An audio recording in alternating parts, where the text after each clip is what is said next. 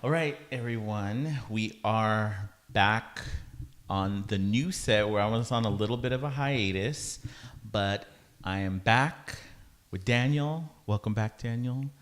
And we are on the new lovely set of Just Listen to Jack with a mid-century modern flair. What do you think of it? I love it. Yeah? Yeah. Okay. Yeah, I remember when you're setting up, I'm like, I trust you. I could barely dress myself in the morning, so I'm probably not the right person. The right person to be asking. So Yeah. I don't know. How should I take that? Well, I guess you guys can let me know how this looks, but yeah. So this is the new setup for now. I mean, it could be tweaked here and there, but this is the setup to give a little bit more excitement to the set and color. And speaking of color, speaking of rainbow colors, we are in gay or LGBTQ. We're going to be politically correct on this and call it LGBTQ month. But like us old schoolers, we call it Gay Pride Month. But really, I guess the more inclusive term is LGBTQ plus. Can't forget the plus because There's a couple of things probably you're missing out. I don't want you to get in trouble now. I know, but that's why I think they do the plus at the end, because I think it's just too confusing after the Q. So we're going to be doing the plus, but the next few podcasts over Gay Pride Month or LGBTQ plus month will be focused on the gay agenda, and the majority of the topic will be about gay lifestyle and the gay community. Because I think it's really important as a gay Latino. I think that it is important for us to talk about, to have on my podcast something that's part of my community, because it is one of the communities that I belong to. If you guys hadn't noticed or I hadn't said anything about it before. But I want to kick this first podcast off in June, just talking about gay, some of the issues that we face as gay Americans. And I wanted to have Daniel on here because in Daniel's former life, he's worked directly with the gay community in Southern California. As I call them, the gays. The gays. He's worked with the gays in Southern California for about 10 years. Nonprofit. Yeah, and mostly in the nonprofit sector. Yeah. So he's going to just kind of give us some insight, because this was like in the early 2000s. It was from 97 to 2007. Okay. So it was a good solid that's 10 years. Yeah. And that's a good, in between both decades. I can tell you everything that happened during that time. Let me tell you, yeah. So it's mostly, I would say probably instead of Southern California, a combination of Central Coast, Southern California, some San Francisco work. I worked up there on occasions. Yeah.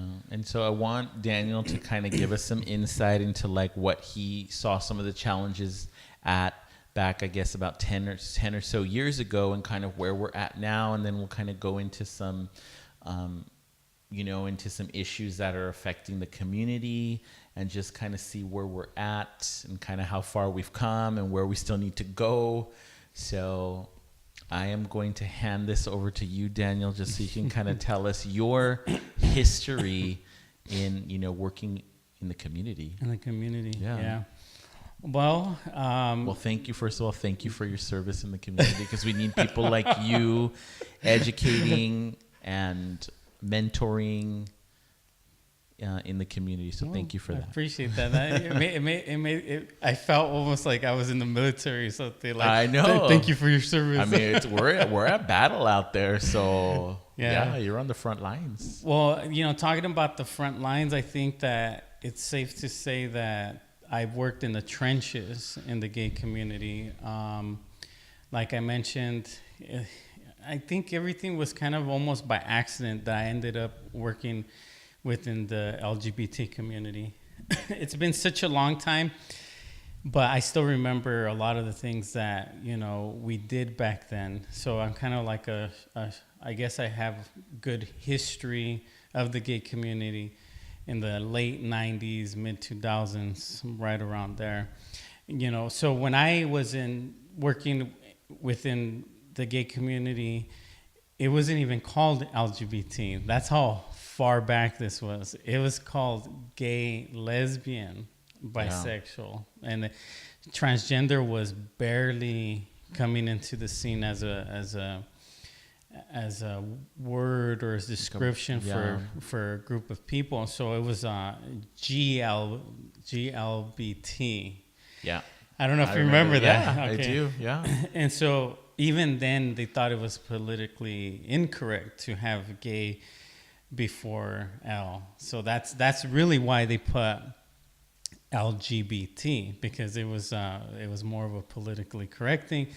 And for the people that might not know that, I mean, that alone is part of history, that the LGBT community got to a point where they said, we need to put women first, and we need to put lesbians first, at least for the actual name of the LGBT community. So, I would think that since it's not necessarily hard for me to back travel or time travel back and explain things, but if there's any questions that you might have, also specific questions, I'm willing to answer any of the questions that are out there.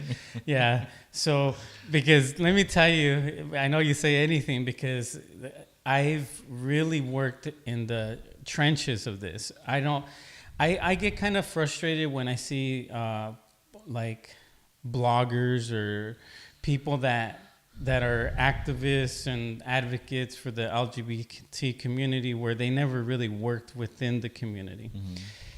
For myself, I would say that I'm more like I was activist and an advocate for the LGBT community for many, many years.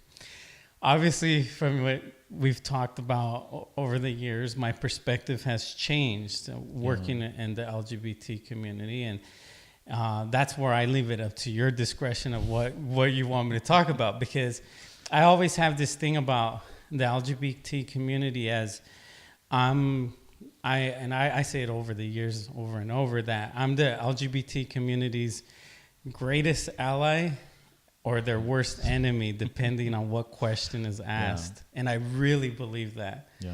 So I'm not the kind of person that says the LGBT community is all rainbows and sunshines, especially considering the fact that I was in the trenches for 10 years. Mm-hmm. And I think that people that haven't experienced that will have a hard time identifying with some of the things that I talk about. So that's why I don't want to be too like putting the community on blast, right? And on the flip side, I also want to touch upon the great things that the LGBT community has been able to achieve in their own community. So, okay. Well, I definitely have a lot of questions for you. Full disclosure, I'm not I'm not a gay rights activist. I'm definitely, I would say I'm an advocate on a smaller scale, but I'm not, I haven't done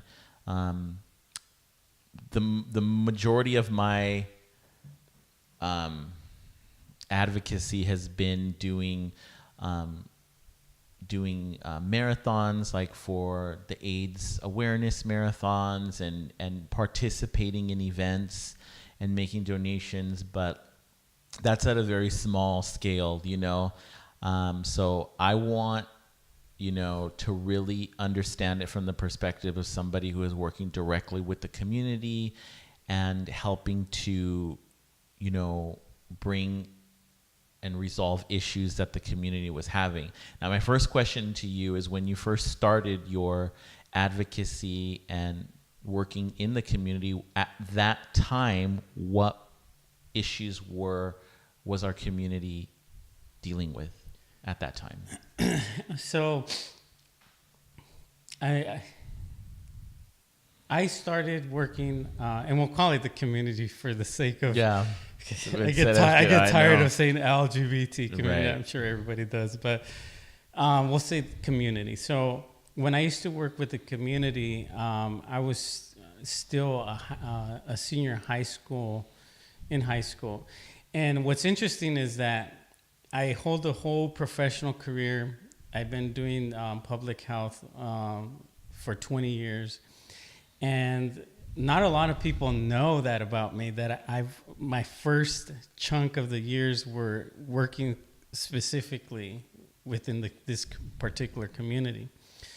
In the last 20 years, I've been able to work with all colors, all shapes, all sexual orientations. Like I always joke around that I said if I ever went into politics, I would probably win just because I've worked with every single person imaginable. And it all started when I used to work back in the Central Coast. So within high school, I wanted to volunteer because that was a thing back then. In order to get a job, they told you to go volunteer.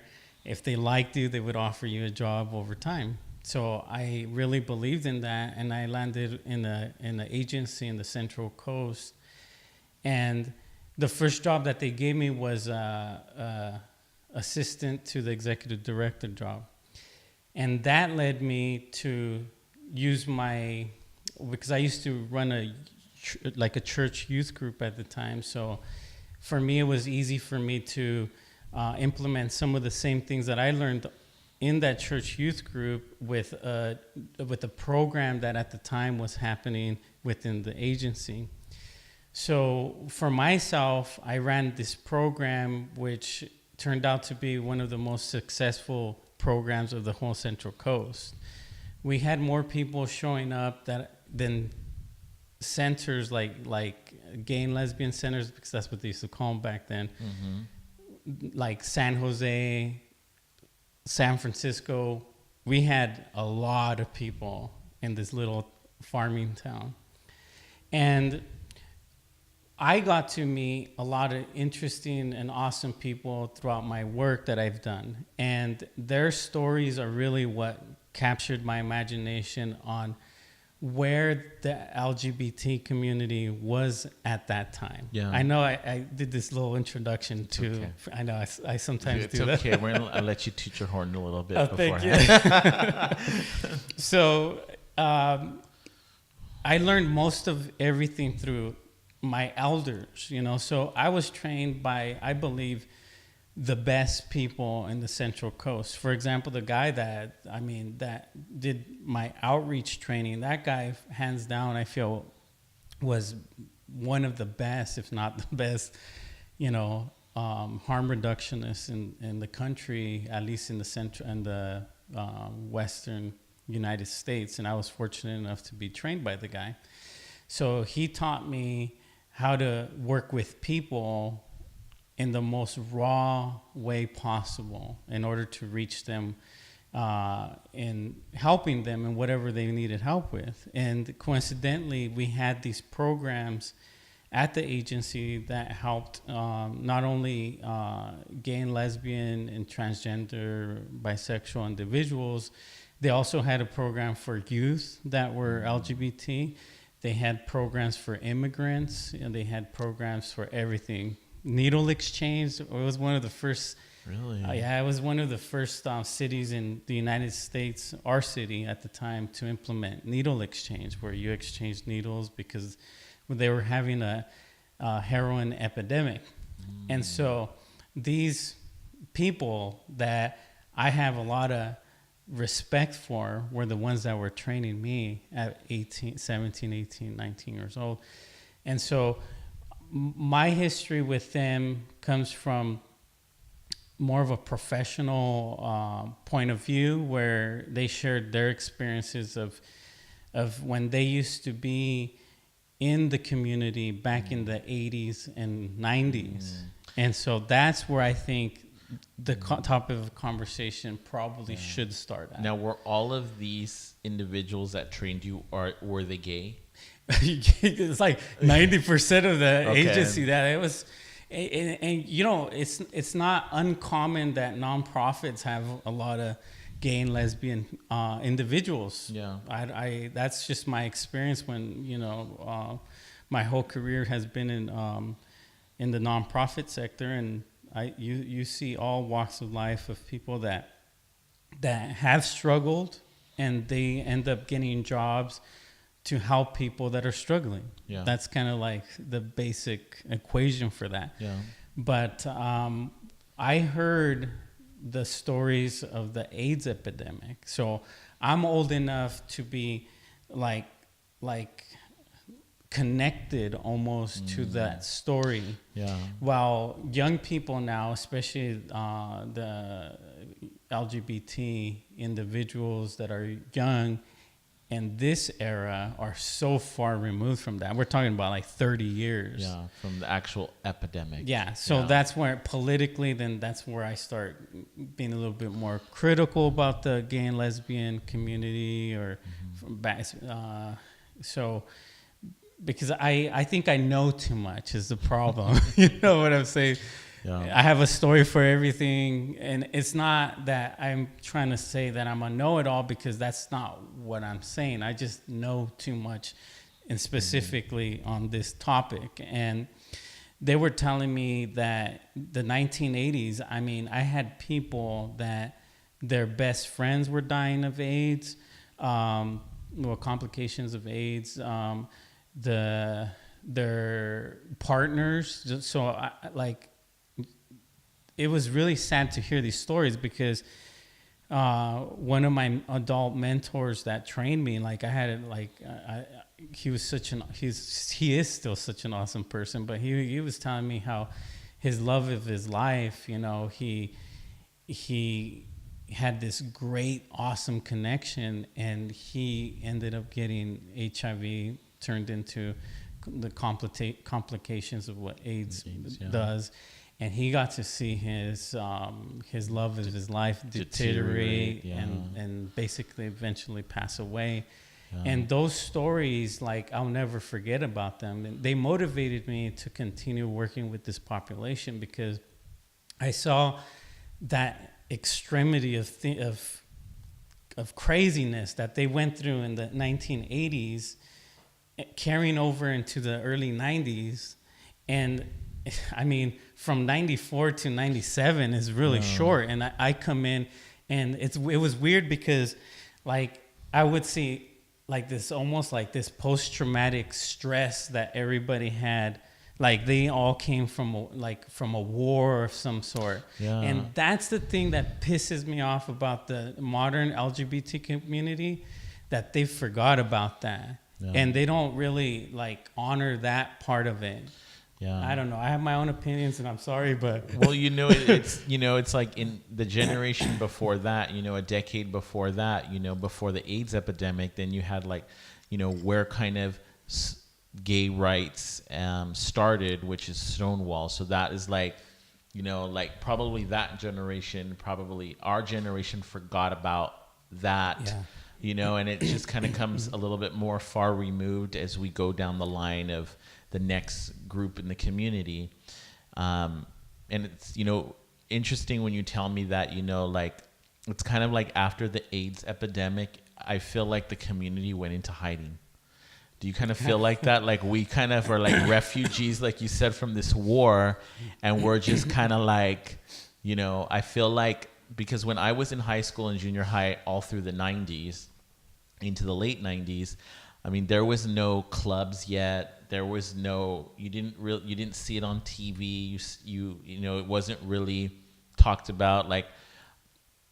There was rumors in school about people who were gay. Nobody was out, not in the high school that I went to anyway. And this is here in the Central Valley that I went to high school. So I feel like, our community was very refugee-like coming out of the AIDS epidemic into the early 90s, which kind of makes sense, because you started in the mid to late 90s, where there were these groups starting to come together and doing more, kind of making it more of a public, making it more knowledgeable to the public. So kind of like when you came in on it, like when we're kind of reemerging as a community, what were we dealing with at that time? Well, politically, and it's unfortunate because, I mean, I was a little kid in the 1980s, so I don't remember the whole AIDS epidemic. But it wasn't just the AIDS epidemic. There was a crack epidemic. There was multiple epidemics that the government and politicians didn't care about. Right. So, well, in the 80s, it was like, don't do drugs. That was like our focus for that, for the 80s. Yeah, it was very As a hard, youth anyways, hard to write, evangelist. Yeah. It was U.S. In the U.S. History, and during that time, it was a little extreme. I remember Ronald Reagan. I remember him when I was a little kid. And they criticized him because he didn't put the spotlight in these epidemics that were happening. Right. And so that does have some kind of ramification on social issues, on funding, etc. I don't think that it should also be at the full, because if we get to the point of conversation towards the end of why I left working with the LGBT community, it became like to the far other side. And so there has to be some kind of happy medium in the balance. And so anyways, going back to your question, I think that there was no representation of anybody in the LGBT community in politics, in television, magazines. Everything was a different world for people that were in this community. So there was no representation. So if there's no visual representation, then it becomes an invisible community. Yeah. Was the community invisible? No. They were out marching and protesting. Yeah. That's my main issue also, that these marches came about from marching for social justice, Yeah. They had real reasons to march and complain, and they wanted like equality, all these things. But over the years, it's become a completely different thing. And I have my own opinions about that, but I hope that people remember, that they recognize that I'm coming from the trenches. So just imagine World War I, okay? Not everybody wanted to go to the trenches in World War I. And if you came out of the trenches and you came out alive, you're going to have a little bit different opinion. It's like, I can't tell somebody that went to Afghanistan or Iraq and they served, duty over there in the middle of war, and then expect them to see things different, like a civilian that they never went to or something like that. I mean, it's definitely turned. It's no longer a protest, or it's definitely a celebration. Yeah. So it's definitely turned into a celebration, which, in my opinion, I think that just goes with the time where we're at. It's people are society is more acceptable of the community. So I think it's gay pride and all of the parades. They're celebrations now. They're no longer there to put a spotlight on a social issue within a community. But definitely back when you first started, there was definitely still some issues that we were, and rights that we didn't have back then that we do now. So what do you that think, I mean, just as a question, right? Mm-hmm. Do you think that if the community would organize themselves similar to the way that it was before, and instead of it being like this big party, do you think the community would have more leverage? They would have more, I don't know, I don't want to say power, but more, or do you think we're past that? I mean, I think it's hard for me to say, because I still feel like, living in the Central Valley, even though we're the largest city in the Central Valley, I still feel like we can't compare ourselves to bigger cities like Los Angeles or San Francisco. I still think that we're a little bit behind in our. I know we do have a local chapter of like a gay and lesbian center or something. right. Like that. We do have one here. However, I don't know. I wouldn't say that. I wouldn't compare it to like what they're doing in San Francisco or Los Angeles.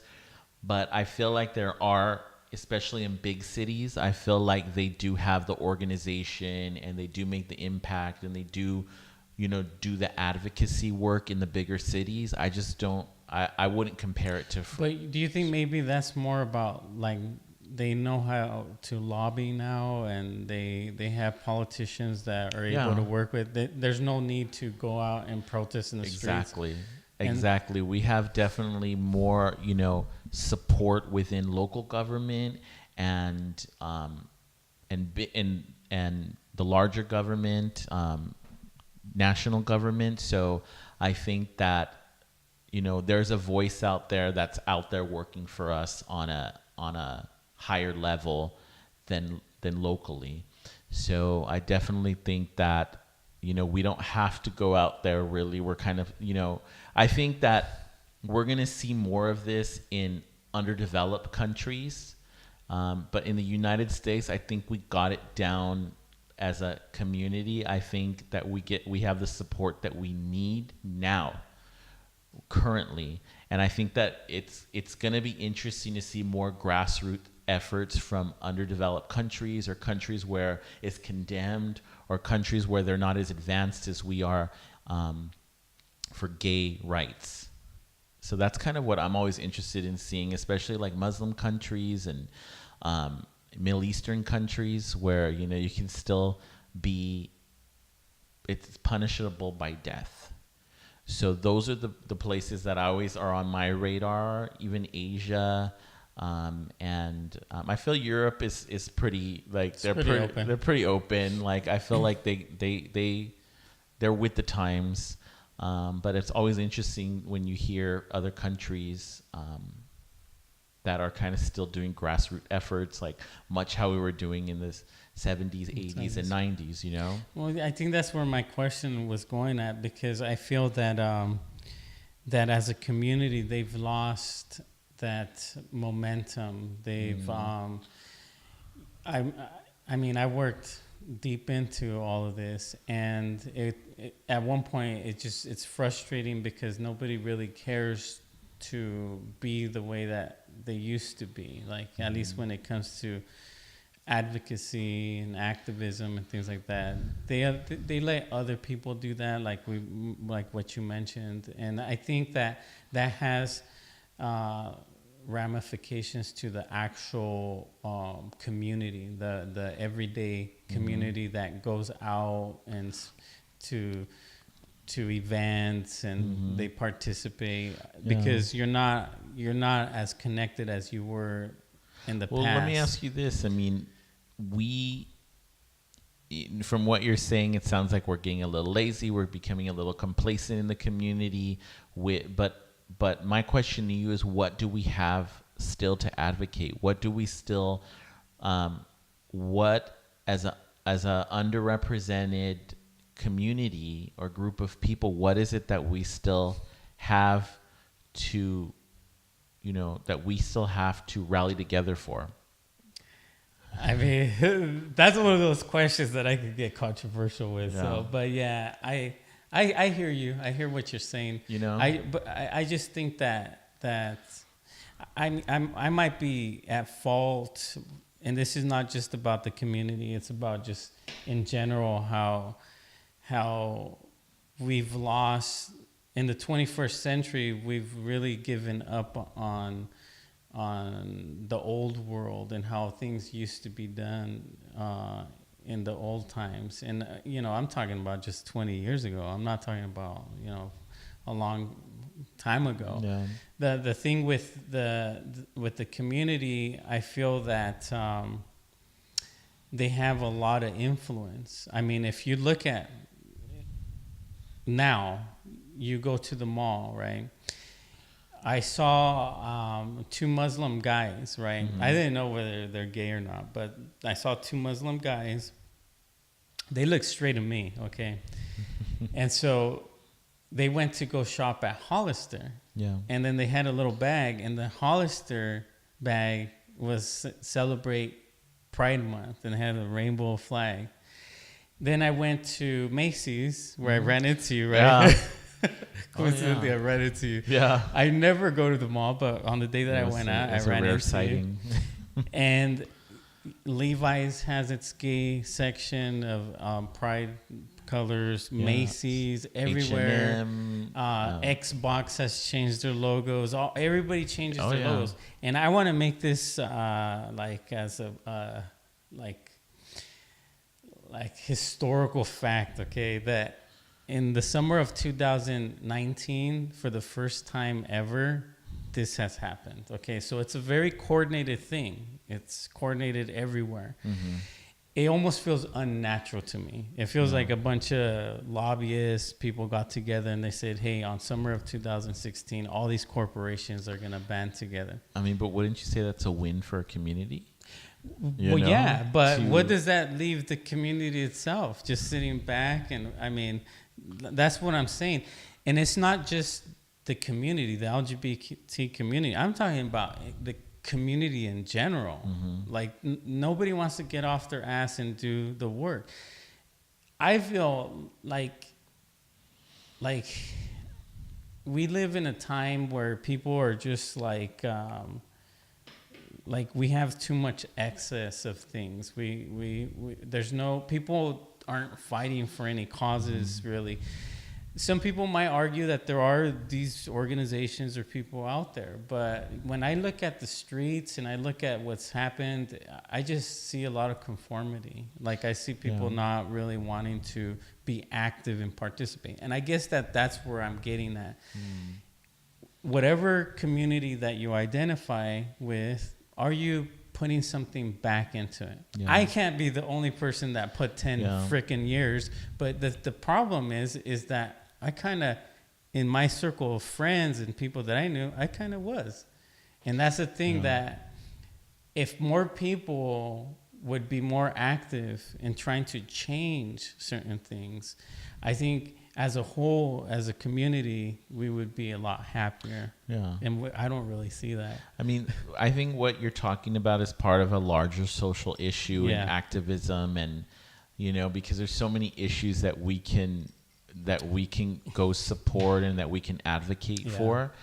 But I think, let's, because I like to play devil's advocate with you, let's look at a time where the community did band together, during, making gay marriage legal. I felt like that was a shining moment in the community because everybody came together, I feel, to really rally together for support of gay marriage.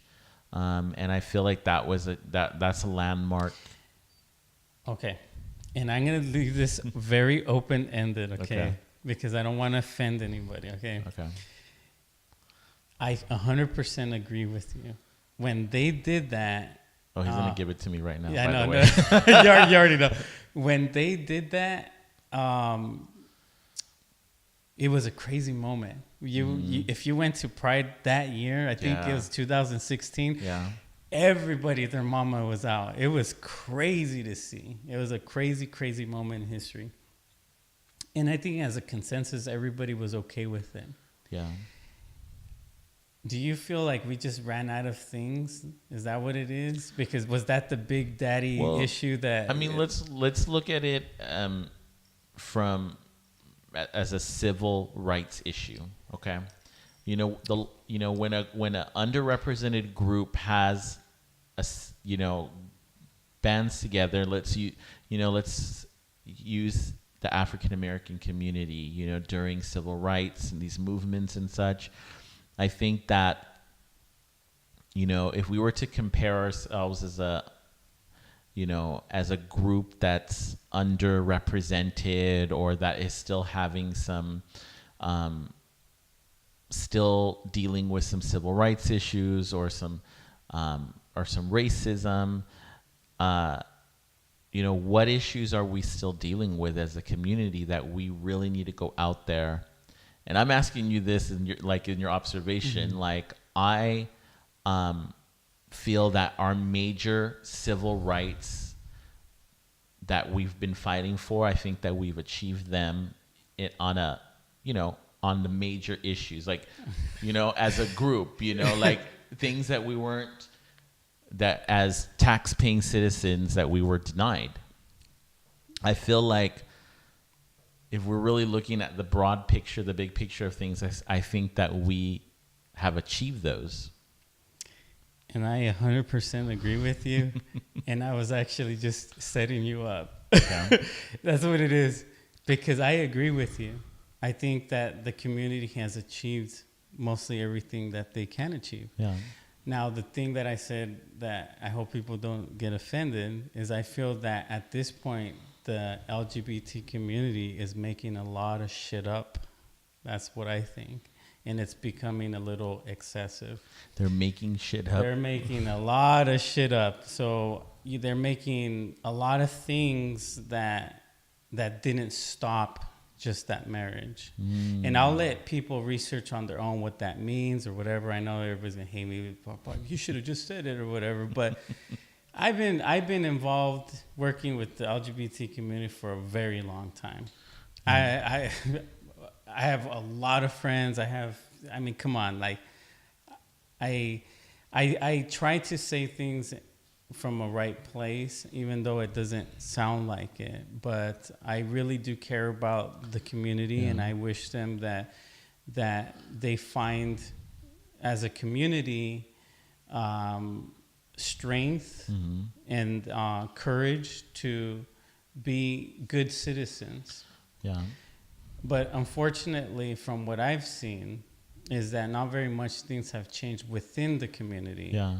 Since when I first started working with them till now.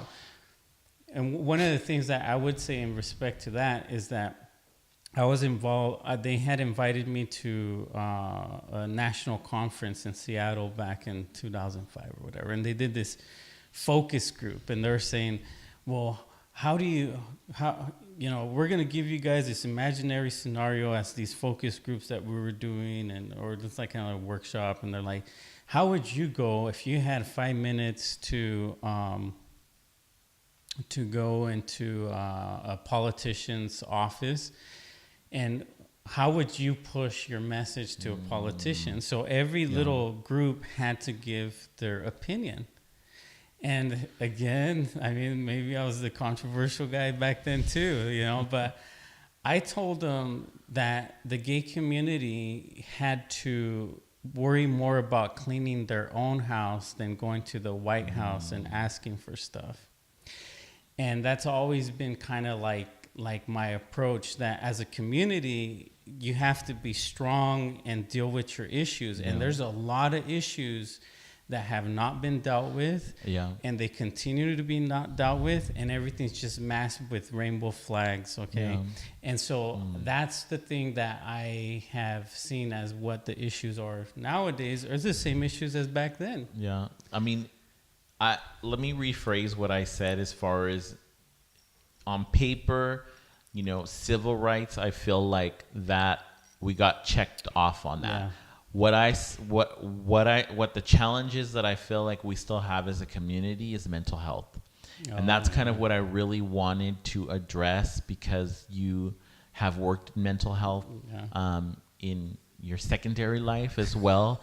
And I really want to talk about the connection with, coming out, your sexuality, and tying that with mental health, because I still feel as a community that that's something that we're still really struggling with. And I get that you're saying like, oh, we're over here celebrating and all these things, and there's still some underlying issues. A lot of people hurt still. Yeah, that there's some underlying issues that we're not addressing, because there are a lot of issues that still plague the community, like drug use and promiscuity, and there's still things out there that we definitely, that there's a stigma about the issues that we're dealing with as a community. But I really kind of want to talk about the mental health aspect of it, because I feel a lot of that, the problems that we face in the community stem from mental health. Damn, you went there, huh? Yeah, I mean, this is something that we need to talk about, because I think we need to lift the veil. I think the veil's been lifted off of mental health. Everyone's talking about it, but I think in particular within the community, I think it's definitely something that we still have an opportunity for, to be addressing and talking about openly. I love that. I love how you shine the light that in the general society, mental health is something that you could talk about now. Yeah. So I think in the LGBT community plus, they should have the courage to talk about it more, because it's one of those taboo things too, that they think it's all about having fun, and it's good. Everybody wants to have fun, but there's I don't want to generalize too much, but I mean, you're right. My whole career has been in counseling and management and coordinating and doing massive outreach within the LGBT plus community. And I saw that. Like, a lot of people are like, well, you don't support transgenders or whatever. I'm like, I never said that. I do support transgenders. Or maybe because I said a wrong definition or whatever, people be quick to criticize. And I'm like, I don't agree with that, because I was the one that was working with transgenders before the word even transgender was coming about. Right. They were the ones crying on my shoulder out in the streets. And I really genuinely did that. So it's like, I think I've experienced enough of these moments to realize, like, the reality of things. I remember I applied for a coordinator position for when I came back to the Valley. I applied for a position for the gay and lesbian GSA something, and I remember one of there was a little panel, and they asked me the question of like, well, if a student came out as transgender, how would you support them, and what would some of the things that you would share with them, right? And so I just came back for the trenches, right? I didn't know I had to sugarcoat things for the interview, and I said, well, it's a given. That's not. I didn't say it was a given, but it's well known in our community that if a transgender comes out and they go through the process, of changing, right, their form, that it's harder for them to find jobs. It's harder for them to interact within the community. At that time, the LGBT community still didn't really accept transgender. And that's another thing that people forget about that, okay? So I told them that my stories, that for me, which, by the way, not only did I run a very successful gay and lesbian youth program in the Central Coast, I also led one of the most successful, if not the biggest, youth program in LA. I forget about that. So yeah, that was my little shiny little achievement in my career. So I was dealing with over 300, 400 gay and lesbian youth at one time, plus multiple volunteers and staff and everything. I was coordinating all that. So my main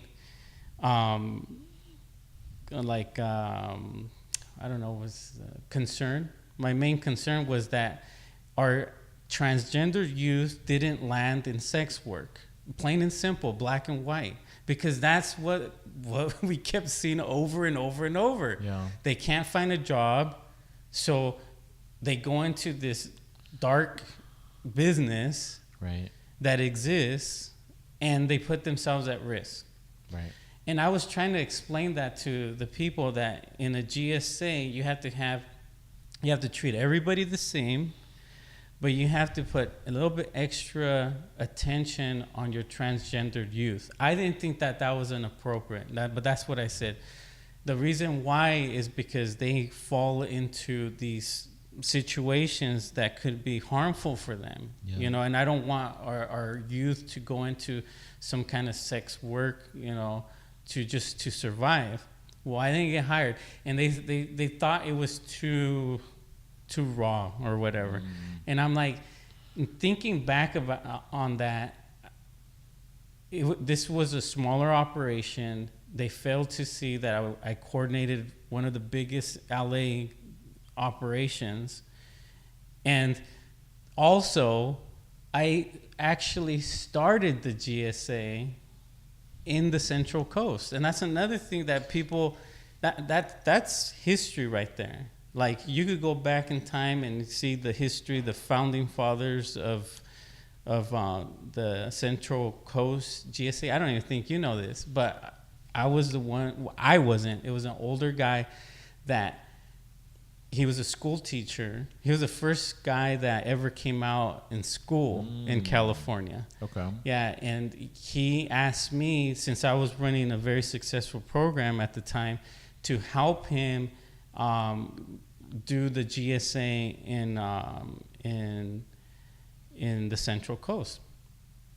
And so what I'm trying to get at is that I knew what I was doing at the time. Yeah. And so I forgot what I was going to talk about. What was your question? This always happens during our buffet moments. We'll be eating buffet, and I know. so Are good. you exposing us right now? Yes, we go to a Asian buffet, and we talk politics and civil rights and all kinds of stuff while we're stuffing our face with all you can eat Asian food. Oh yeah. I know it sounds like a joke, but it's actually true. Yeah. It's awesome though. Yes. I really Those enjoy are good it. times there. Yeah. I really enjoy all of that. Well, basically, what I really am trying to understand is, what is the biggest difference that you've seen from being out there, working directly with the community in California?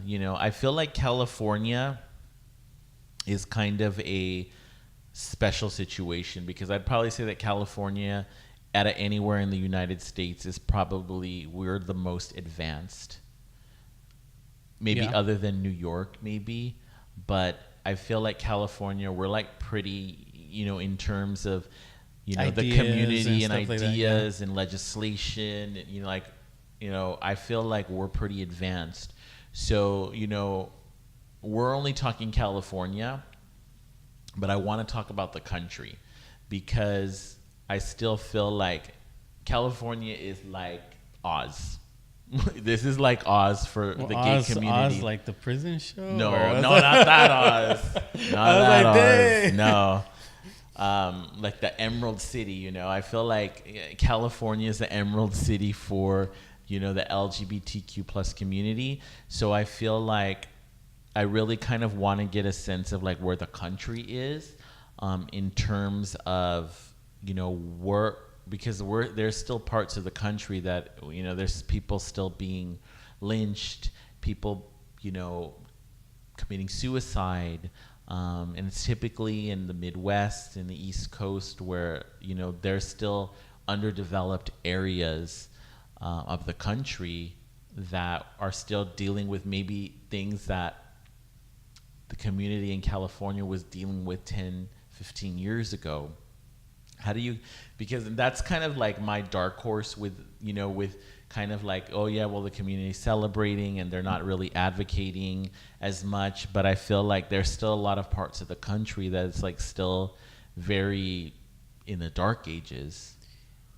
Yeah, I would agree that there's some pockets, but I think that, and I might be alone on this, but I believe that that we've moved far in being progressive and having new ideas that when you're talking, I was reminded of a memory that when I worked in the Central Coast, I was at 18. I remember, like I mentioned before, I was running that program and all of that.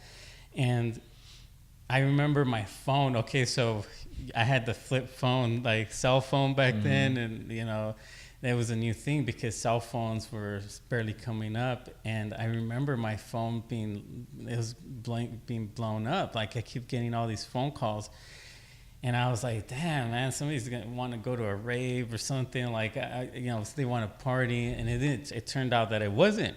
So they were trying to get me to go speak on an issue at a campus, or there's going to be a huge vigil, and like a lot of people were going to be there, and they specifically asked for me to go do one of the speeches, and I didn't know what this was about, and it's for some guy named Matthew Shepard, and so I'm like, I don't know Matthew Shepard. Like he wasn't in my program. I don't know. Right. And they're like, no, this guy, they killed him in some other state and blah, blah, blah.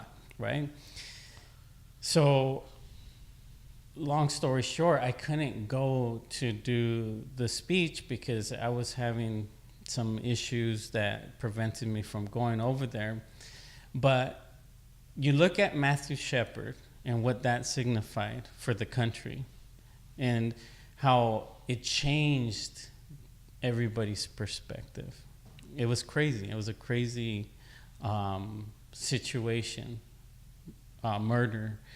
And then you look at it now, there are certain incidents that happen, but I think as a country we have moved forward where people are more tolerant of other people's ideas and beliefs.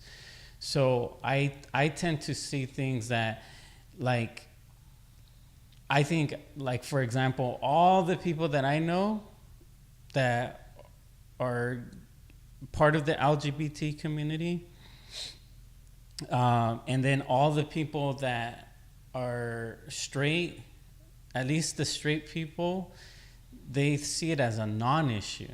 That's the thing. Every single person I know sees it as a non-issue. Like, oh, we don't care if two people hold hands or get married, and I feel that sometimes, I don't know what it is. I don't know if it's the media or the blogs or the internet that make it seem like it's a little bit more than what it is. And that's why my whole thing was, like, I think that these big old monumental achievements of the LGBT plus community have been achieved. Yeah. Now we're arguing about cakes, right? And so it's like like the cakes went to the Supreme Court. Yeah. And so it's just something to think about when we move forward into certain things. I'm going to ask you your opinion on this because my observation is I see a lot. What I'm seeing more of in the community is I'm seeing more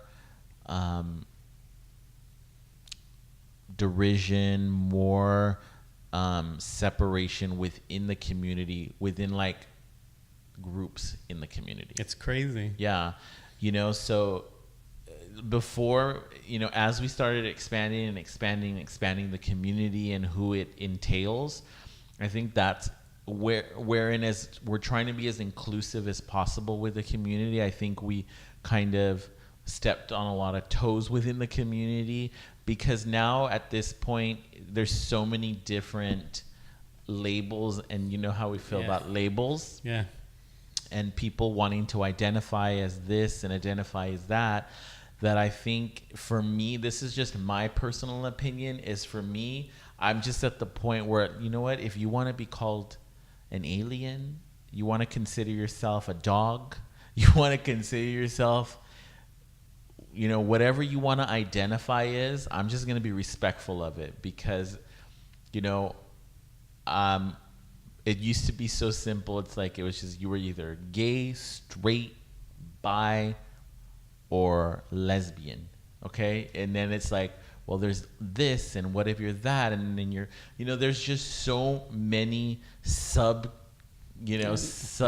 labels. All the letters on that keep on going they and keep going. That's why they just put a plus at the end. That I feel like it's just, for me, it's just gotten to the point. You want to call yourself, non-binary, this, that, That's too complicated weird. for me. If you want to call yourself that, whatever. I'm just at the point. Call it my age or whatever. Call me old school. I'm just like, you know what? Love is love. Whatever you identify with, just don't hurt anybody. Do your thing, because I feel like it's becoming a little convoluted. It's becoming a little too convoluted with, within the subcategories of the group that are under. It's like under the umbrella.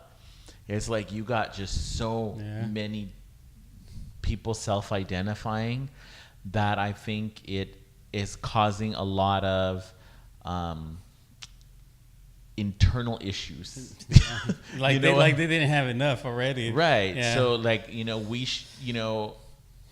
it's hard for me to and I'm part of the community, and I'm finding it hard to discern just identities and what rights you're fighting for. And there's just so much within the community that it's just really. So I can imagine somebody who's not in the community, who's just an outsider, a casual observer. They're like, these people. and let me tell you, and there's a little bit controversy, that it's not organic. Right. I could 100% tell everybody that what you see coming up as ideas and campaigns and movements, they're not organic. Yeah. They're special interests, people that are in think tanks that come up with these ideas and they introduce them. I got to see the introduction of the Human Rights Campaign, where they were passing out all these equal signs, right? Yeah. And they're like, oh, yeah, just pass it to everybody. And everybody's, okay, give us stickers, and we'll pass them out for you. It was at Long Beach Pride way back in the day. And so these organizations are like funded. There's you follow the yellow brick road, follow the yellow bars of gold, right? Where all these things are coming from. Follow the money. Yeah, and that's the whole thing, man. I could get into like the whole thing about social engineering and how things get manipulated, and whether you're in this community or that community or this community, everybody thinks that they're doing things out of like this organic thing, and it's not. When I used to work as a young person, they were teaching us things about what we started seeing 10 years in the future. So we were the implementers. We were the ones that they were teaching us the proper way of saying certain things and what we should say when they told us this or that. So, I mean, come on. I was deep into everything. So when we talk about just the addition of all these letters, it's activists that are doing that are getting paid by certain people, and it's real. I literally started writing a book, and the people that know me for a very long time, they know that I was writing a book called The Gay Machine. And it was this whole thing about all the stuff that I was running into throughout my experience working in the LGBT community. But I always felt like I was going to get assassinated by some transgender, I misidentified somebody. You got a couple of hits out on you. Oh, yeah. It's not just... different issues. But I want to zoom the lens in a little more. And I want to focus, and I want you to give me your experience, because being in the Central Valley, being in the Central Coast, and Southern California, a lot of the community was Latino. Mm-hmm. So I kind of want, because I feel like the Latino community is has its own kind of story when it comes to how the Latino community deals with our community, deals with the gay community. What did you see? Because I'm sure that you did have a lot of Latino youth, in particular. What kind of issues were they facing back then, being Latino, being gay, or that's a great question. Because I feel like, especially where we live and where you've lived. Yeah, I would say that in LA would be most appropriate for me to talk about when I was in LA. I think our demographic was like 85% Latino. And our contracts were to be that we're supposed to work with people that were 14 to 25 years old. That was pretty standard. All of California that I've worked with is youth 14 to 24. And we heard many different stories. We had during daytime services. We had services in the afternoon and nighttime, which was our youth groups and all of that. So we heard the people that would come in after hours and tell us, we're not being supported by our family or friends. I feel by myself, etc. But I think what a memory that I get is when they called me, okay. And actually, they didn't call me. They sent me an email so that I could go and do a speech or a talk at the 2005 HIV prevention summit or something like that. It was in Sacramento. They flew us all the way over there. And the people that asked for me to go and speak on behalf of our program was the University of Southern California. So they were the ones that wanted us to go over there. And so I remember speaking. I probably have my original Word document of the speech, but it was like a big room, and I wasn't thinking our executive director was gonna go and sit front row, and then my immediate supervisor was also gonna sit to hear me. Oh man, it was just so bad. Like because even back then I wanted to stir the pot a little bit, and so you're still stirring the pot. So then I said some stuff, and I thought like damn, they're gonna fire me. They're not gonna like what I talked about. I mean, they turned out that they did like what I said, and I got a lot of praise for it. But one of the things that I talked about, because at this conference, it was all walks of life, but there were people from the community, the LGBT plus community, that were present. And I was talking about youth in respect to the times that we were living at the time when it came to being part of the LGBT community. And I almost did like a little research paper on it. That's what my whole speech was about. And I felt that from my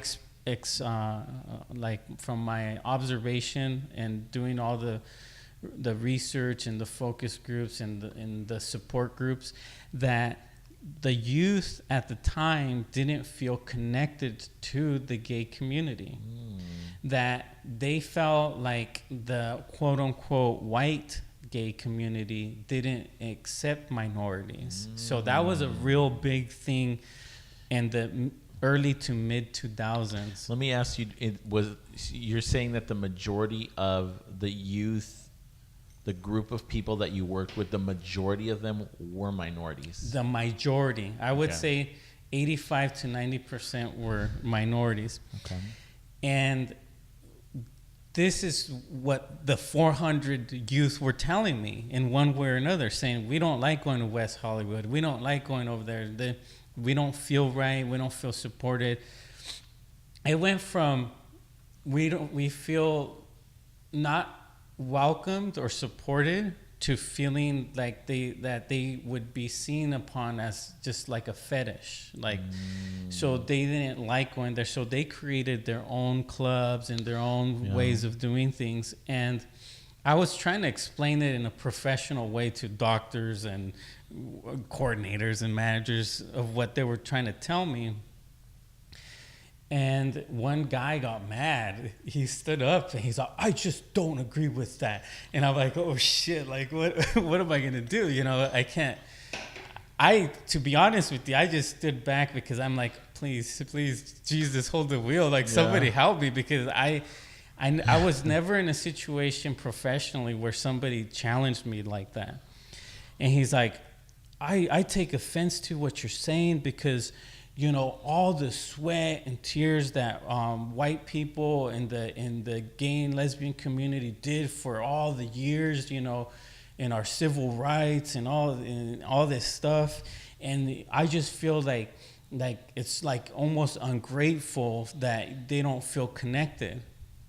Something like that. It went around like that. Okay. And the guy from the University of Southern California, he ended up going with us up there. He stood up, and he was really he went up and he defended my point of view, saying that minorities have a different not only expression but sets of needs than people that are white. Yeah. And that he made a comment which it was kind of funny, but I still don't understand what it meant. But he was saying how white people that were well off, that certain minorities feel like the guy was like Donald Trump. And I remember this before he became president. It was a long time ago.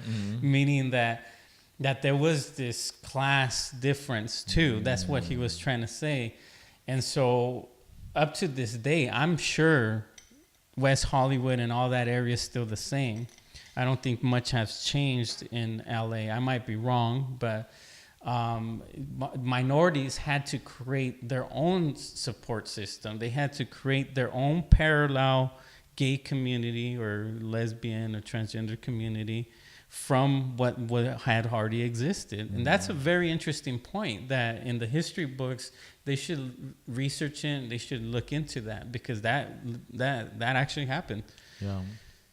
Okay. So a lot of, because I remember in the same conference, the guy, there was this researcher that I have a book on him. I forgot what his name is, but he was a real badass, okay? Like when it came to research, and he was this like gay Latino guy, and he went for a long time on research, and it sounded so like simple, but his research, out of interviewing thousands of gay Latino males, identified the fact that gay Latinos males had a real high percentage of feeling okay being gay at that particular time in history, as long as they had one support system, whether it was family member or a friend. But he emphasized saying that it was the family, that was something unique to Latinos, that if they had just one family member from all the family members, that it would it meant the world to them. Right. So that was the cutting edge research at the time. Yeah, I mean that's so true. I think today, just because it's such a cultural, it's, you know, I think the mindset is still there with the culture that, you know, there's an expectation as a Latino male, you know, of what your expectations are in terms of family. And I think that stigma still rings true today. You know, for me, I didn't necessarily grow up in a traditional Latino family because I'm third generation Latino and I was raised without a father. So, I mean, my role wasn't, you know, my upbringing wasn't traditional because I was raised by women. So, but still there was I still had the idea that, you know, you're supposed to get married and start a family. And for me, I didn't, I just hid it away. It wasn't that I didn't have a support. I was just completely just put it away. So, and I think just kind of going back to the mental health issue, is that's what caused a lot of my mental health issues in my youth and in my early 20s, or my teens and my early 20s, was the fact that I had to suppress a lot of feelings. And I mean, for me, I suppressed it to the point where I suppressed my sexuality, to the point where I also suppressed other things that happened to me in my childhood and in my teenage years. So it kind of caused a domino effect of suppressing, and then having to have a release later on in life, and actually having to deal with those issues. So it did cause a lot of depression and anxiety for me, having to suppress, a lot of Latino youth and even adults, I think do a lot of suppressing. I agree. They do a lot of, there's a lot of shame still associated with it. And I think that's why I say it's a cultural thing, because I think mainstream America has made it acceptable to be who you are, to share your sexuality, to talk about it. We have mainstream media, talking about gay agendas. And so I think that that's why I say it's a cultural thing, because I think that the community, the Latino community hasn't necessarily caught up with like where mainstream is. I think they're, I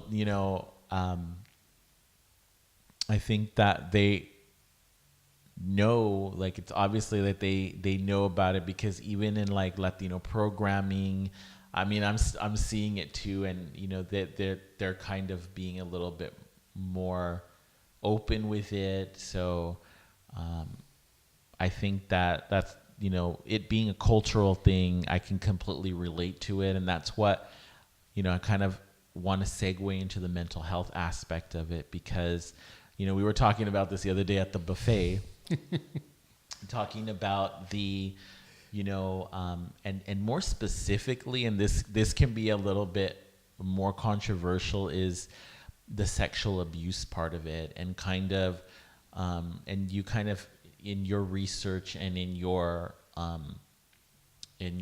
work within the community, there was a lot of association with being gay, being bisexual, or having a different sexuality, and associating that with sexual abuse.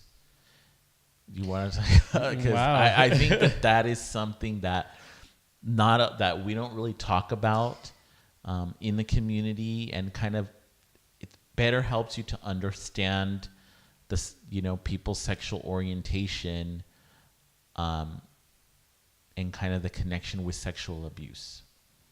And you know what? I think you bringing the topic to that, I think you are doing more service to the LGBT community than you probably think, because that is a topic that is very much a taboo. Yeah. It's something that the community does not want to talk about, and they flat out deny statistics. So I from my experience working with the LGBT plus community, there was a lot of trauma, there's a lot of abuse, there's a lot of neglect, a lot of issues. There's not one, why I shouldn't be so extreme, but I mean, just as a general statement, it's very few people in the LGBT plus community that don't have a certain negative like thing, the connection to them. Yeah. Now, like, I just want to say, I don't believe that. I just want to clarify before we really get into this, is that I'm not saying that, because I do believe the nature versus the nurture part of it. I don't believe it's a learned behavior. People are gay or bisexual because of. I'm not saying that they are necessarily that it's connected with sexual abuse, but we kind of talked about this in the sense of how it kind of triggers something, triggers your sexuality, maybe at an earlier age. But I'm in the school that you're born this way. You're born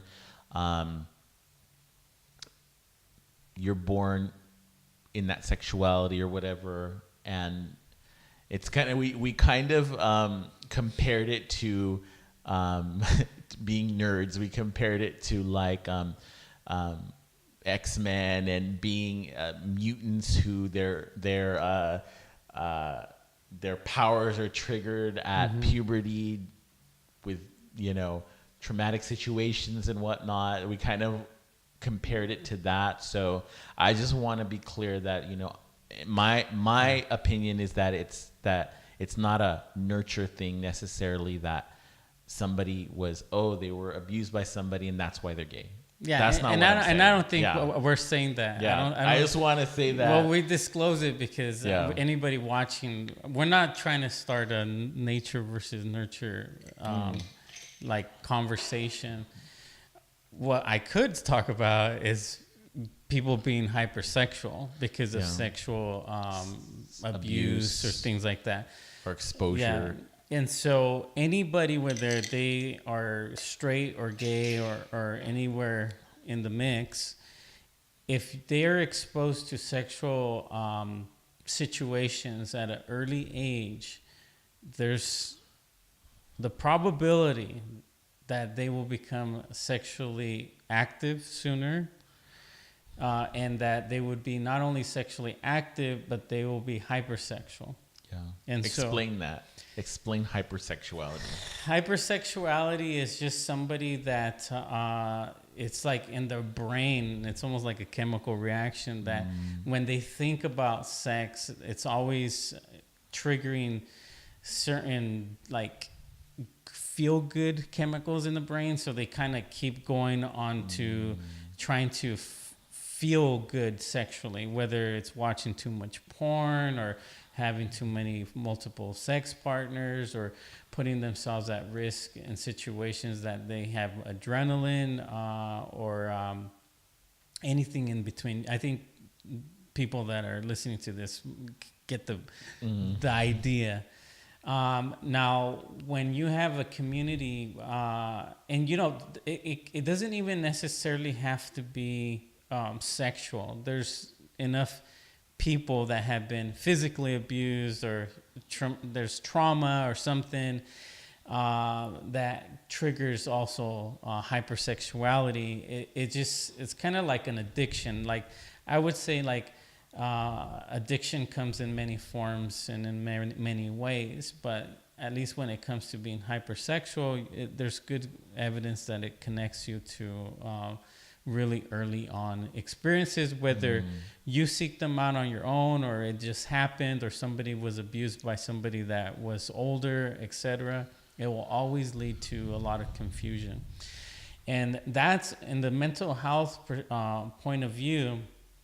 I always say that human beings, it's almost like they're in a state of either confusion or clarity. I try and simplify things.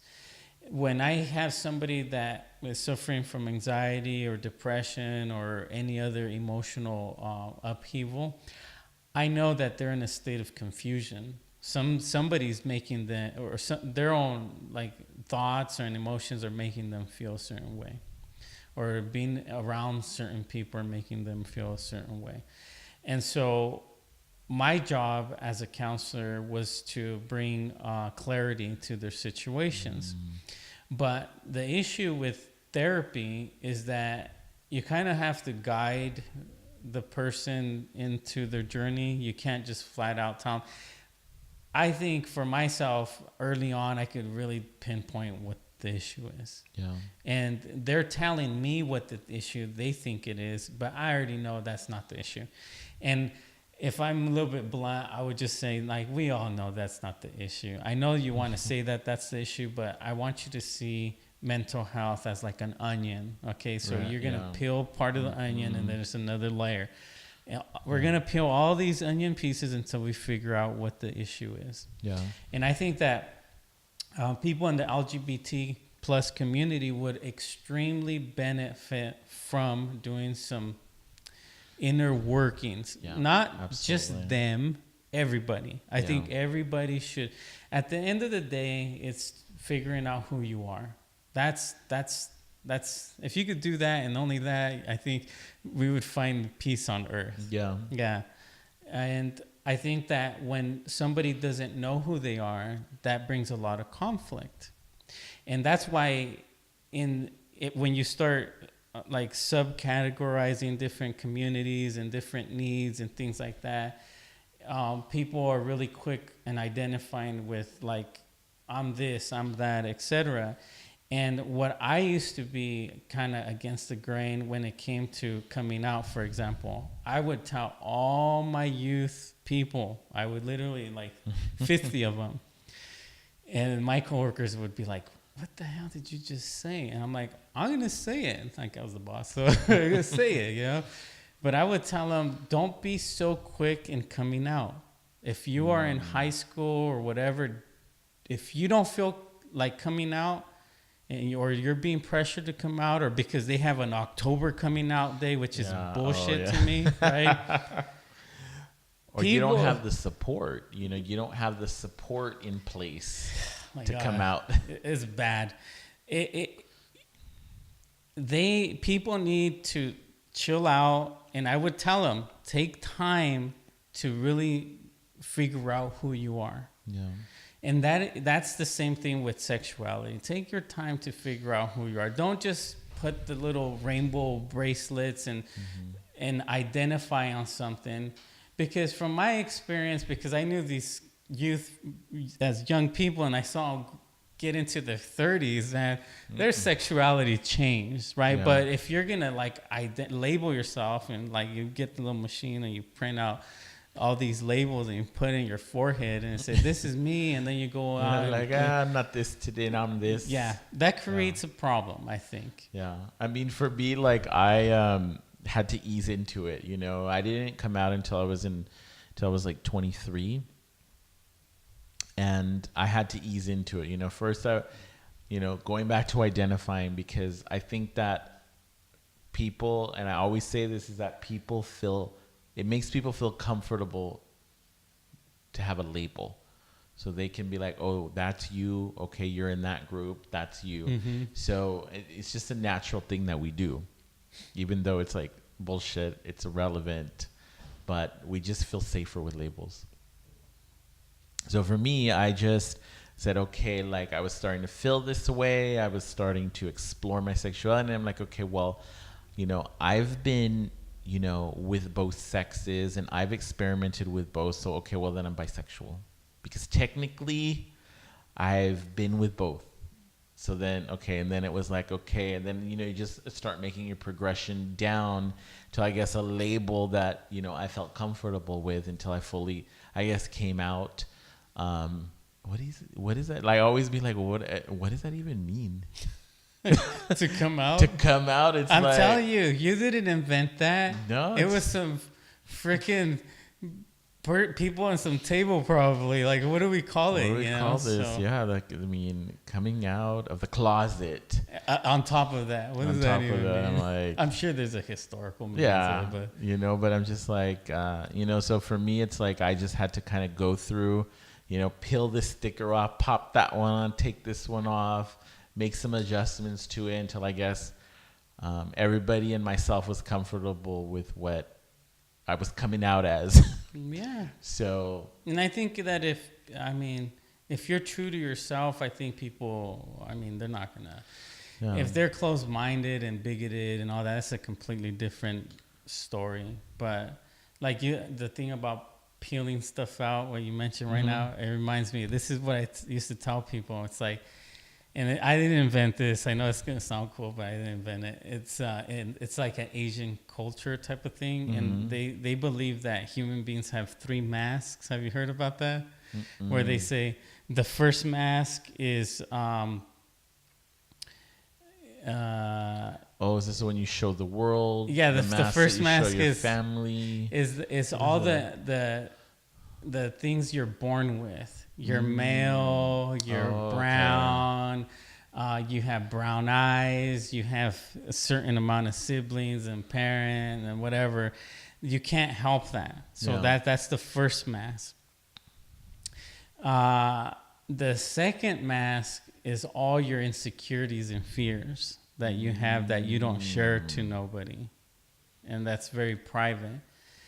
And then the third mask is the mask that hides the second mask, right? Okay. And so I'm paraphrasing. I probably butchered it, but but basically it says that our personality and who we are and what everybody sees, that's kind of like a quasi illusion of some sort.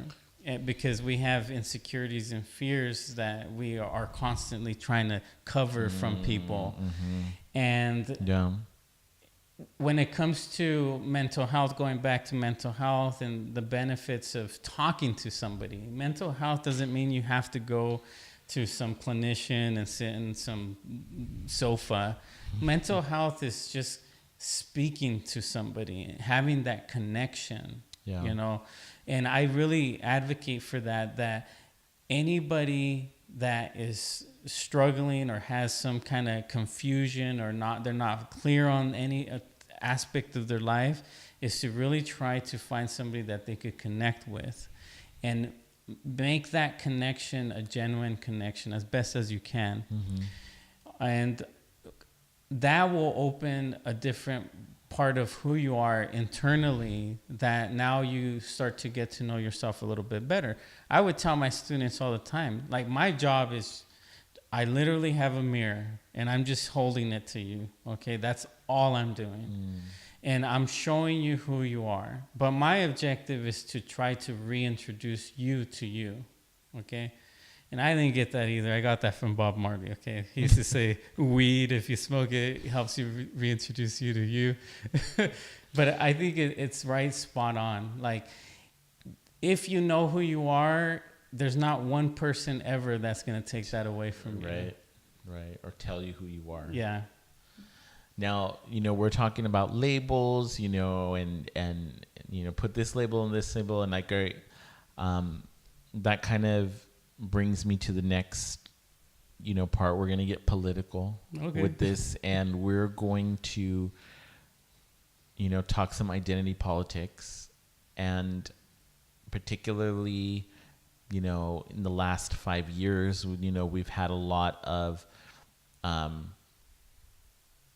politically, a lot of issues that have come to light within the community, and kind of how they were handled, and like kind of where we're at now. First of all, I'm going to let you take the floor as to what identity politics are.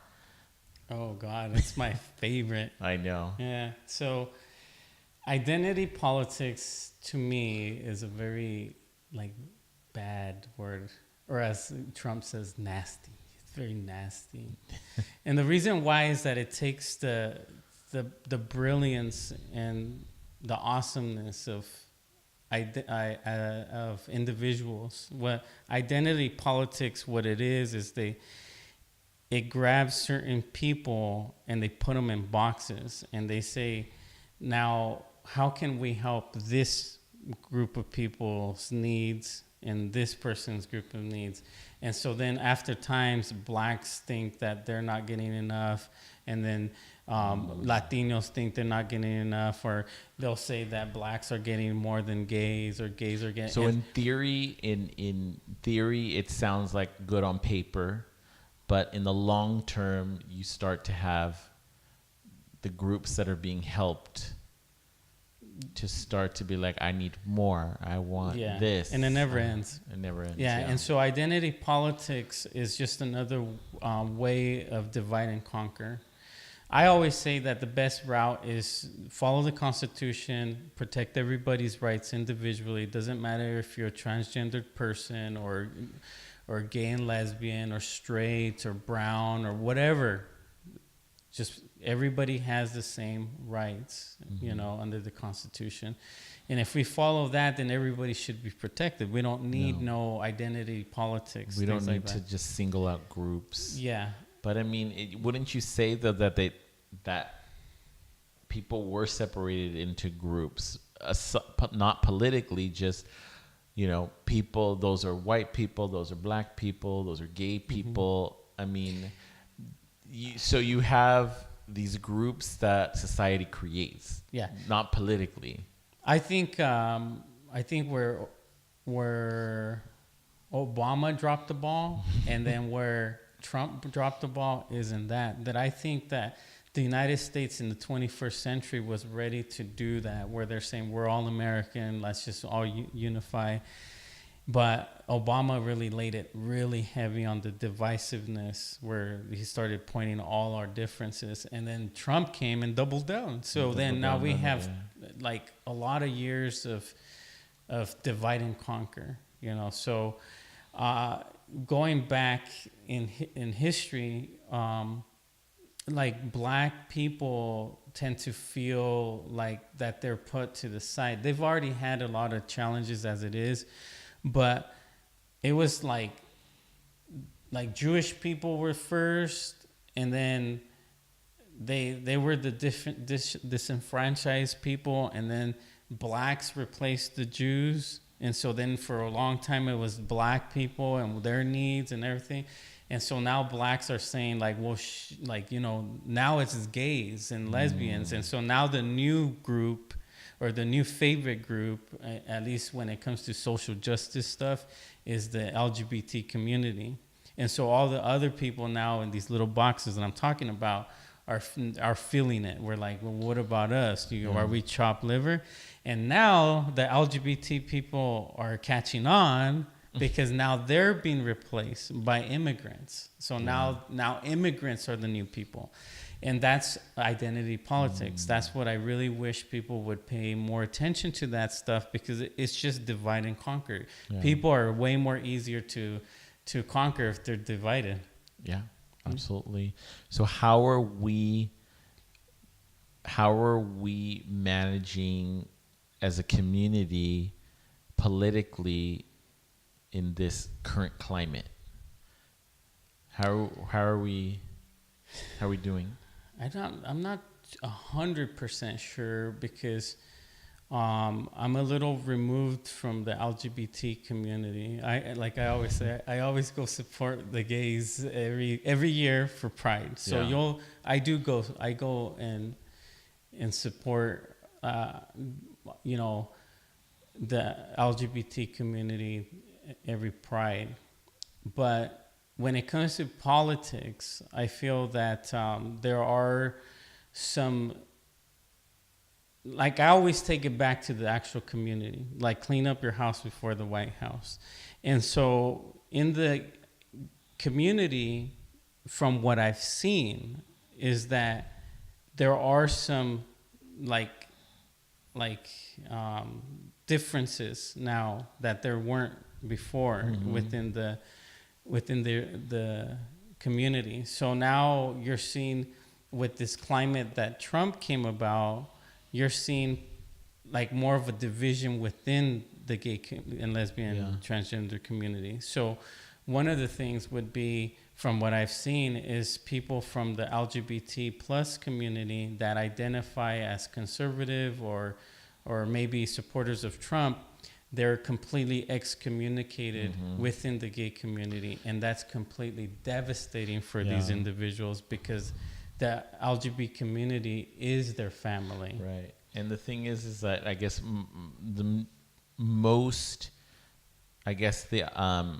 the thought is that because you're a underrepresented group, that you must be liberal or a Democrat, but there are a lot of Republicans, and there's just like with any group, there's different political views.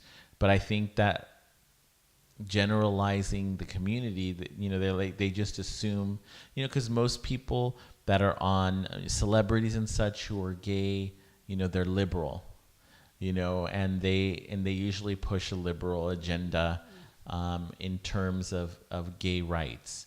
So I think that there's just an assumption that, you know, people in the community are liberals or Democrats. Yeah, it's a big assumption. Yeah. And it's been okay this far because it just has been. But when Trump came along, he just really like put a line in the sand. And, you know, everybody felt it from their dinner tables Yeah. to prides and everywhere in between. And I feel bad because there's people that have literally dedicated so much of their life to the LGBT plus community, and they're essentially excommunicated by the community that they supported for a long time. And so, you know, I think, you know, probably the most prominent issue that we're dealing with as a community now with this current administration is the transgender ban on the military. And you and I talked about this the other day. My stance is simply this, is that anybody who serves in the military, you have no right to criticize them, take away any of their benefits for serving our country, regardless of what group of people are serving in the military. I don't think you cannot single anyone out. You know, you cannot take or reduce benefits of anybody who's serving our country. And I think that that's something that really you just don't fuck with. You know, you don't fuck with any group of people, veterans or anybody who serve in the military. I think that most people who are American support, you know, not doing that to our men and women who serve, regardless of what they identify as. Just don't go there. That's just in general. That's military. Like you can't even speak bad about people in the military. Right.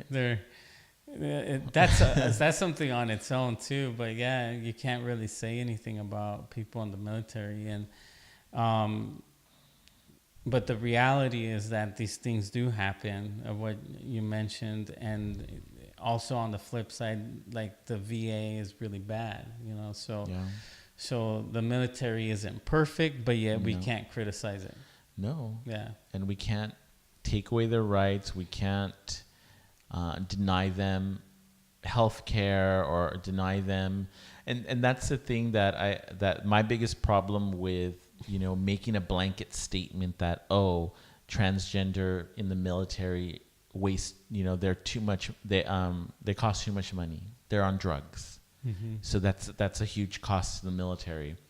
But and you mentioned this the other day, is it's not a disease. It's a mental health. You know, it's not like they didn't just go through this, woke up one day and just said, hey, I'm going to start taking these pills and I'm going to go and I'm going to change my sexuality. This is far, and it's so individual. You can't blanket. It's very complicated. It's very complicated, and to blanket a whole group of people in our community is just ludicrous. I worked for a long period of time with the transgender community, and I got to work with like the pioneers of the transgender community in LA. And I'm not kidding you that these ladies, they literally had like scruff, okay? They didn't take no hormones. They didn't have it back in the day, but they identified as females, yeah. And I loved them. They were very sweet. They were very awesome people, and they really care about their community. They're not judgmental or nothing like that. And that's the thing that I didn't like about, one of the things I didn't like about how the LGBT, well, not T, but the LGBT, again, the gay and lesbian, bisexual community, they were treating transgenders, because it was really hard on transgenders, and transgender individuals were like the sweetest people. They were super nurturing. They would always make sure that you were okay. And in their struggle, the community wasn't really supporting them. They were being called names. They were making jokes out of them, etc. Things like that. So, in the aspect of what I know, in regards to mental health, they deal with a lot of like emotions, a lot of it's their whole transition is about emotions, you know. So they're dealing with like real high intense feelings, Right. and some of these feelings turn into depression and anxiety. Yeah. It's not alone that they feel the way that they do, but they're also dealing with how society treats them, how their family treats them, right. how their People friends, in the community treat them. how their coworkers, if they even land the job, right? So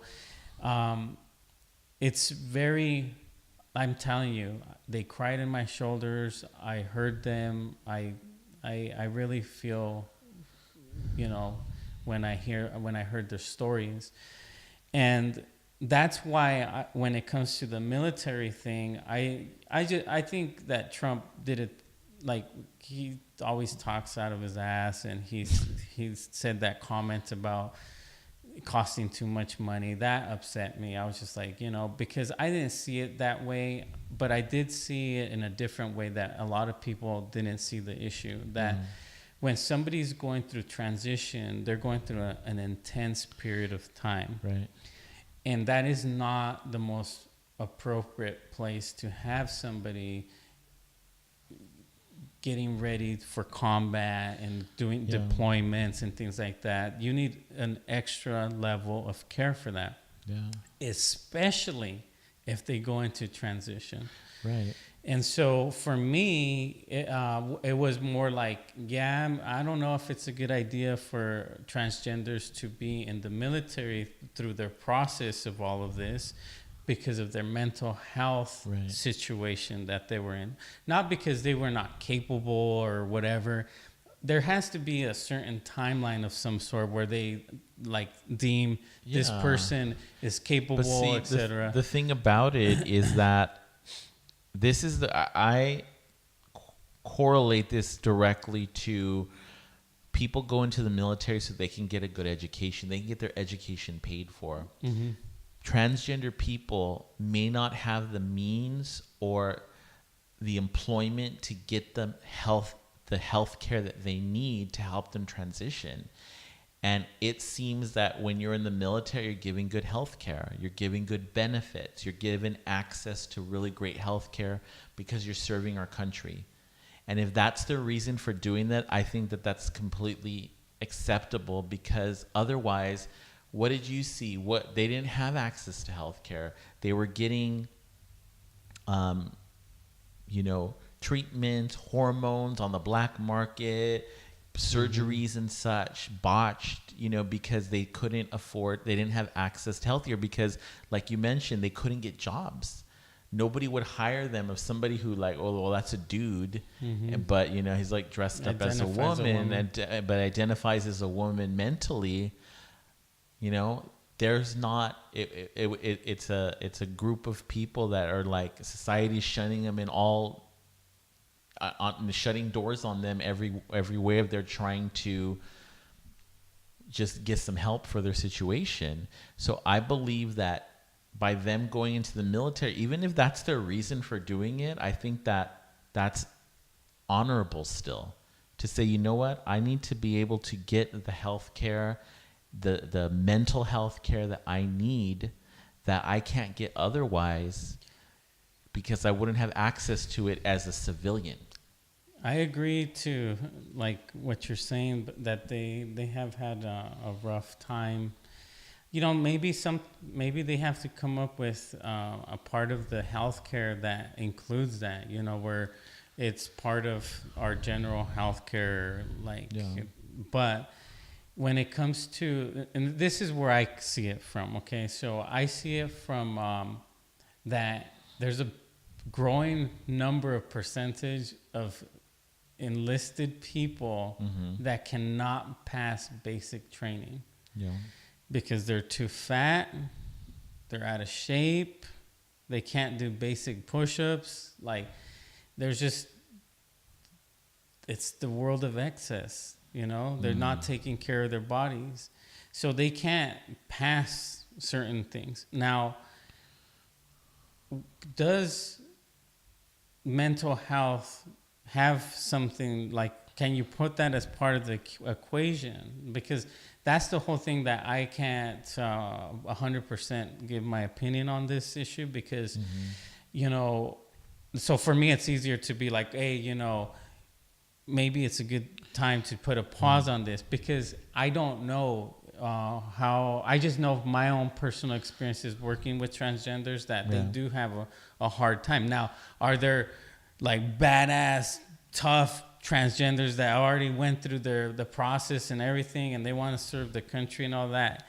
Yeah, I'm pretty sure that they are. And there should be maybe some kind of protection for transgenders in the military, which I don't know if there is. And that would probably resolve some of these issues that we're seeing. The issue is the and I don't even care as a person like about the cost and all of that. You know, that's irrelevant. My issue is the mental health. Right. I mean, I think that it's so individual. Yeah. It's just hard to blanket it. It's just like, you know, and I'm talking about, when we're talking about this, we're talking about this on a national level and not necessarily, because California does have a lot of laws in place that protect a lot of groups of people. So like, for instance, when I worked for one employer, you know, they did offer in their benefits package, they offered transgender surgery as a covered benefit, but that's California. That's not a national thing. So, that was just particularly the company that I worked for. So, you know, we're talking about this on national level. You know, it's like we have it pretty good in the community, I think, in California. So we're talking as a national issue. A person in California would probably have programs in place where they can get access to mental health as a transgendered youth or a transgendered adult. That there would be programs here in California and there would be funding. They can go somewhere and they can get the necessary help they need. But that's California. You know, I'm kind of talking about this on a national level and not so much like, yeah, like that. There's access like that here in California because we're pretty advanced. You know, I would think that we're getting there nationally. Like, I mean, summer of 2016, you see happy gay pride everywhere, and this is under Trump. You know, you would think like this would be Nazi Germany by now, right? At least how they thought it would be. So Trump is doing that international laws to protect LGBT plus people. That's another thing. But then on the flip side, you know, he's putting in place banning, you know, calling out a group and banning them from the military. That's like, it kind of is cancels it out. You know, it's not really. Well, I mean, sending the right message. I don't know. Everybody's different. Like, I have my own opinions about not transgenders, but the military, just who I think should be in the military and who shouldn't be in the military. Yeah. But like you mentioned, like there's people that are signing off on this and making rules for everybody else. I don't know what the short answer or the solution to that issue would be. It's basically calling out a group of people. I mean, we look at Don't Ask, Don't Tell. Mm-hmm. That was specifying a group in the military. When they repealed that, okay, that's like everyone's equal. You know, whether it was black people in the military, immigrants in the military, you know, eventually it became, okay, like you're serving for a country, you get this, you have these rights. you get these benefits, you're serving your country.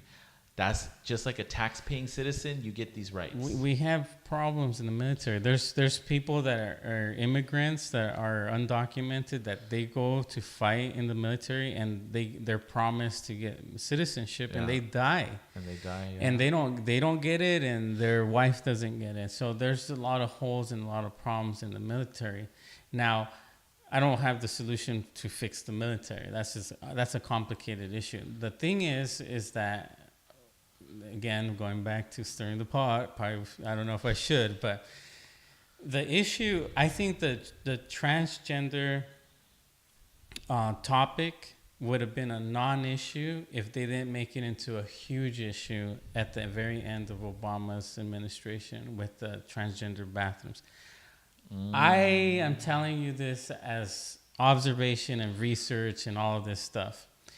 That was just the straw that broke the camel's back. Oh my goodness. Everybody. But see, it was because during his administration, that's where a lot of it was, the issue was being raised a lot, especially in schools, where it's like a unique situation that had never been addressed. And so you're going to have some hiccups. You're going to, maybe jump the gun on it. Yeah. But it was a real issue that it was in national news, these kids. Well, they made it. Like, you can make anything into a national issue. Okay, so I always, we talked about the ratio of representation on television and movies and things like this, and people might hate me for saying it, right? But if we're talking about reality and statistics and facts, LGBTQ plus community would represent about 10% of the population. So if you want to have an accurate representation in television and on movies and etc., it should be 10%. That, as I'm a filmmaker, so I'm trying to be in real land, okay? I know there's fantasy too, and I know filmmaking is fantasy. But if I wanted to make it as real as possible, it would most likely be that 10% of the characters are LGBT plus.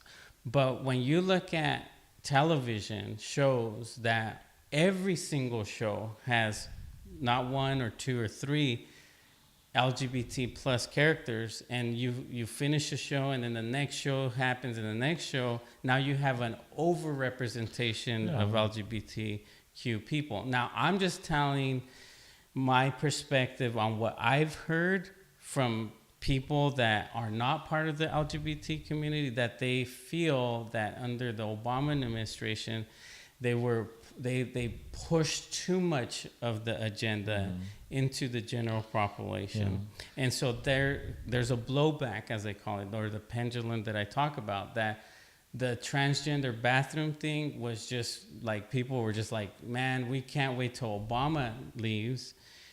And then while they're waiting for that to happen, they're representing. And and another thing that I wanted to mention is that it's like not said, but I know that it's out there, is that blacks are not very happy with the LGBT community on how Obama, in their perspective, didn't do anything for blacks, but Obama did everything for LGBTQ community. You're bringing up some fighting words. Huh? Yeah, well, no, I'm just saying, like, for me, you know me, I get along with everybody. I love everybody, but this is from what I've seen. I agree with you to an extent, but the way that I see it is that when you have a group that has been so underrepresented for such a long time, and the media does this, Hollywood does it, it's like they're trying to catch up. So there might be an overexposure. I agree with you that an oversaturation.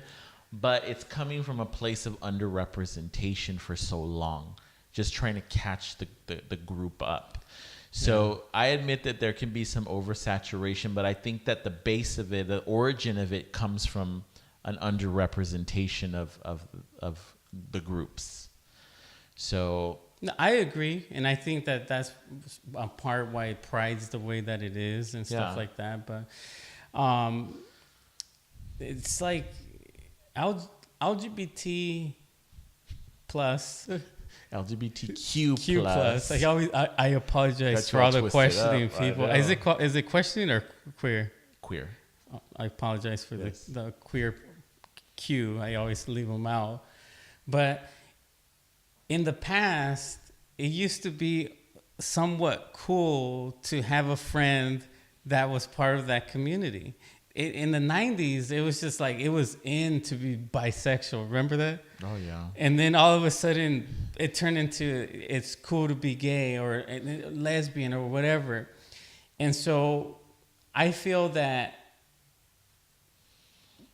the community shouldn't they should hold on to some of the things that make them great Unique and cool yeah. and unique, like you mentioned. So I'm just whenever I say these things, I'm just saying things that over the years I've researched, I've heard from people on the streets that I talk to over the years. Mm-hmm. I'm like a little memory bank. So Yeah. I ask people questions and I store it in my brain. And Yeah. so, I mean, and that's the thing about, you know, for me personally, I, you know, am not, and I guess this is my problem with the community and with gay pride. It's like, and, you know, back in the early 2000s and, you know, where it was becoming more and more prominent, you know, like the rainbow flags and the bracelets and stuff. I mean, that really is not my style because I don't, you know, I can go down the list of being part of a minority group. You know, I'm technically part of I have two minority groups. I'm a double minority. I'm a double minority.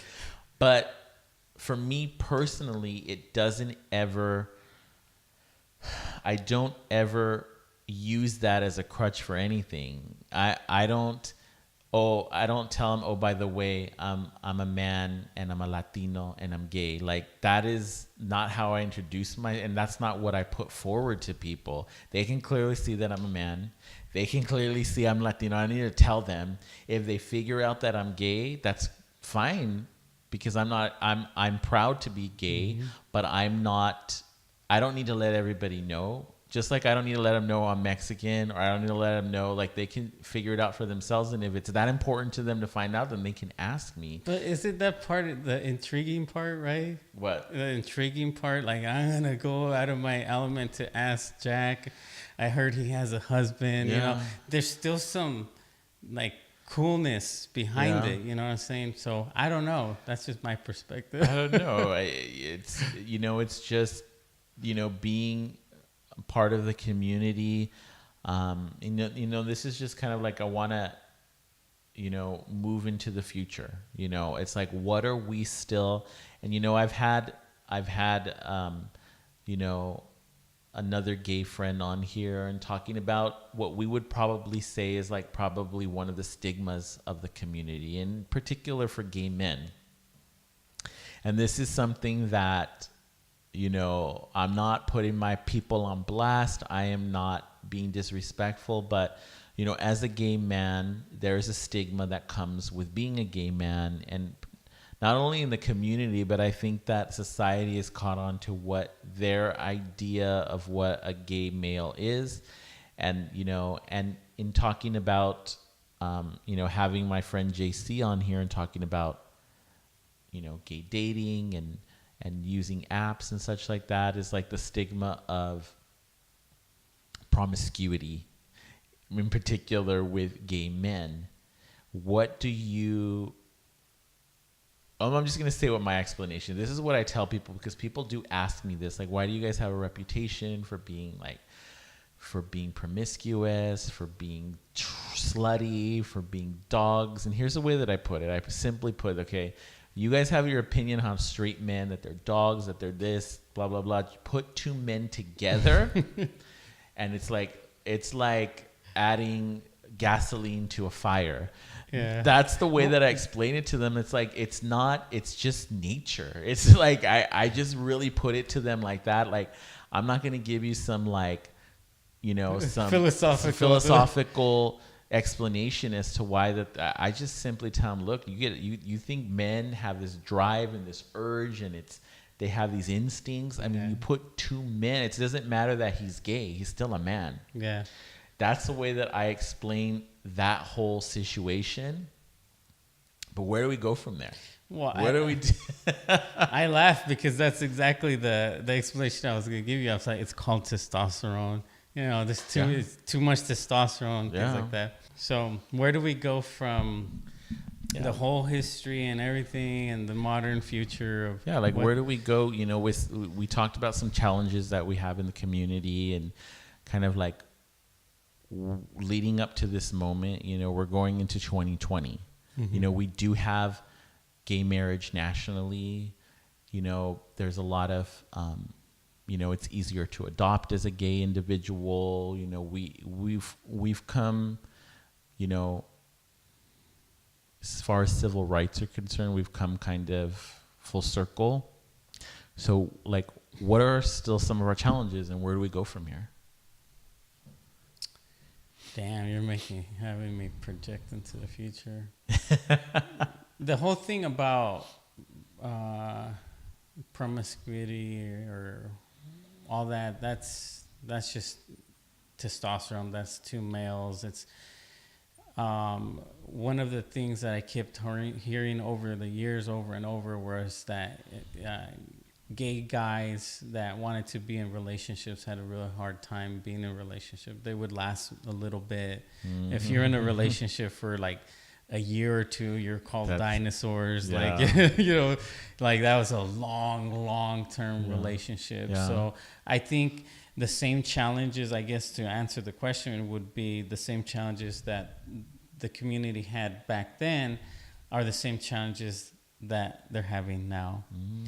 It's kind of like, God, well, nothing's changed. Well, I would say no, because everybody's even more distracted than they were back then. So this distraction, this new separation that, you know, that technology has, you know, created between people, you know, it's bad enough we can't connect with people in general. Right. Let alone strangers and talk to them at the supermarket and have casual conversations. None of that happens anymore.